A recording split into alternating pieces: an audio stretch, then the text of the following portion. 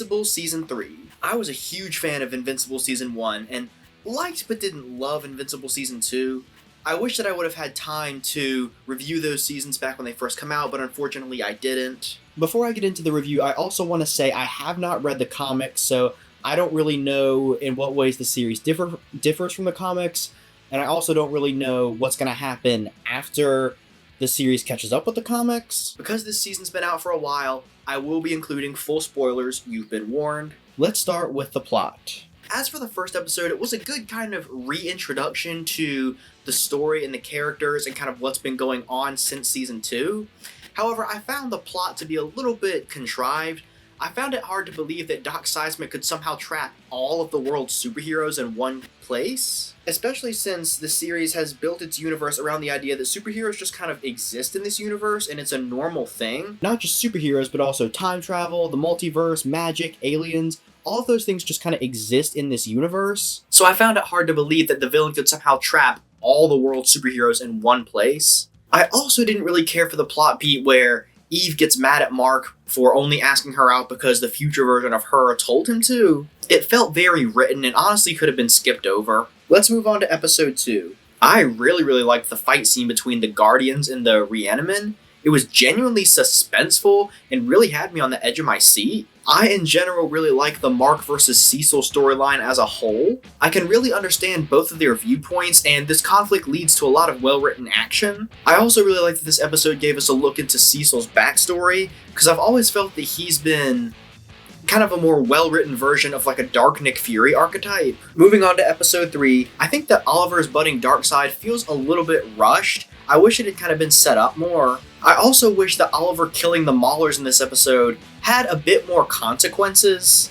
It seems like the characters kind of forget about it over the next few episodes. I also didn't like the revelation that Angstrom was alive because it kind of removes all of Mark's internal trauma from earlier in the season. Let's move on to episode 4. I thought that the way that this episode was structured was interesting, where there's kind of one storyline that happens, then we have the credits, then we have not just a post-credit scene, but a whole other storyline that happens after the credits. The first plot line about Mark going to the future and killing an evil version of the Immortal was fine. It kind of helps erode Mark's moral compass, which is what this season's all about. However, I really liked the second storyline of this episode about Alan and Nolan breaking out of the Viltrumite prison. The action in that segment was awesome, some of the best in the series. And I love the chemistry between Alan and Nolan. Let's move on to episode 5. I actually really like the Titan character because of his distinct worldview. I love how he always kind of has the upper hand and how other characters constantly underestimate him. I also like how his episodes are usually framed from his perspective because it changes up the format of the series and provides something fresh. This episode is where I really started to enjoy Rex's character arc.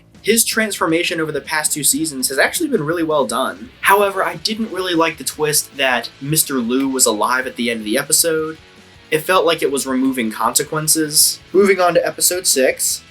I actually really enjoy the romance between Rex and Ray. They complement each other well and their interactions are great. That being said, I wasn't really a fan of the main storyline of this episode. It felt like just another storyline about Mark struggling with his dark side, and Powerplex felt like a generic villain despite Aaron Paul's really good voice performance. However, I do have to give the series credit for letting Powerplex accidentally kill his family.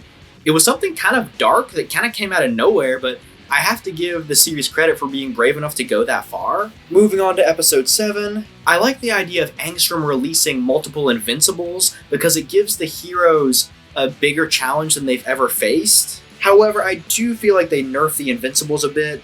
The Viltrumites have been set up as being nearly indestructible, but here regular superheroes are seen defeating them. And lastly, I don't really like the fact that Rex died here, because it felt like he died before his character arc was 100% complete. I'm not necessarily opposed to the idea of killing off Rex at some point, but it felt like he was only like 75% of the way through his character arc. Maybe he comes back in the comics, I don't know, I haven't read them, but I wish they would have saved his death until after his character development was completed. And moving on to the series finale, I actually really like the way this season wrapped up because there's a sense of finality that wasn't there in the previous season. The fight between Mark and Conquest was awesome. It's brutal, it's tense, it's suspenseful, and I actually really like the way that Mark and Eve are able to defeat Conquest because it's something kind of outside the box that you wouldn't expect. However, I do have a few gripes. One, I thought Rudy taking Rex's name was a little bit weird. It just feels like there's better ways to honor a fallen friend. And lastly, I thought that retconning Conquest's death was really, really lazy. This is the third time this season that they pretended to kill off a character and then not done it, so it was starting to get kind of repetitive. Let's move on to the characters. I think that Mark's arc is pretty solid. Over the course of the season, he lets go of his reluctance to kill and embraces the fact that he'll have to do some not so great stuff in order to defeat the Viltrumites. I really, really like his relationship with Eve, and I like seeing him kind of in a new role than we've seen him before, because he kind of has to act as a parent, older brother, mentor to Oliver, while also being a boyfriend to Eve and a son to Debbie. Speaking of Eve, she's an okay character this season. I like her relationship with Mark, but I wish that this season did a bit more with her. All that they really do here is that they just build a bit more on her relationship with her parents, which has been done before. That being said, Rex is one of the best characters this season. His arc of becoming more selfless was very well done. However, like I said earlier, I feel like his death came too quickly. It feels like he died before his arc was 100% complete. Oliver is an okay character, but I feel like he's a little bit inconsistent. I like his initial characterization as kind of an enthusiastic, up-and-coming superhero who idolizes his big brother and just wants to be more like him. However, like I said, it's odd to me that in one episode he's perfectly willing to kill the Maulers, but then in the next episode he's making friends with regular kids and standing up to bullies non-violently. That being said, I am interested to see what future seasons of the show do with him and how his character is going to progress. Debbie's arc this season is fine. She kind of lets go of the guilt she feels for allowing Nolan to live on Earth and starts living her own life. That being said, I do feel like it's a bit of a distraction and that her arc doesn't really tie into the main story as well as it should. Lastly, let's talk about Nolan. Like I said before, I really, really like the sequence where Nolan and Alan break out of the Viltrumite prison. That being said, that's the only episode this season where they play a significant role. I wish we got a little bit more of Nolan this season. That being said, I actually really do like the way in which the series is handling his redemption arc because it's very slow and very subtle. They're really taking their time transforming him from the Viltrumite imperialist to the person who wants to do better. So overall, I liked but didn't quite love this season. I feel like a lot of the overall plot lines and character arcs were solid, but some of the smaller details didn't quite work for me. I'm gonna give it a positive review.